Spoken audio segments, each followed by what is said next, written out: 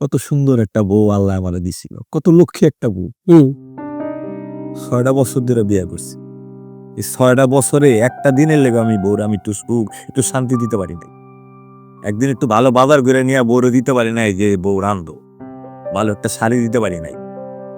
এক লত্তি সোনা আমি বউর গায়ে দিতে পারি নাই। আসলে দোস্ত হয়েছে কি, সবারই দিয়ে সবকিছু হয় না।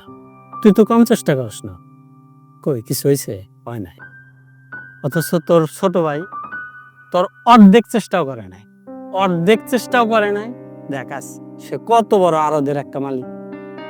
আমি একটা কথা বলি, তোর চাচা চেয়ারম্যান, তোর মামা, খালু, ফুপা, তোর যত আত্মীয় স্বজন আছে সবাই তো কত বড় লোক।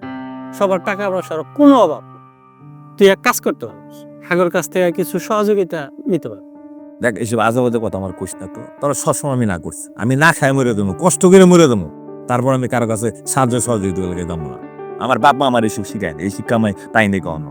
তুই বেটা আসলে একটা ঠেড়া। তোর এই ঠেড়ামের জন্য তোর কোনো কিছু হইতেছে না। আরে বেটা, না কানলে তো বউ দুধ দেয় না। না বউ না, মানে না কানলে তো মায়ের দুধ দেয় না, এটা তো শুনছস। তো শোনার পরেও তো তুই মানে না চাইলে কেউ কিছু দিব? তুই চা,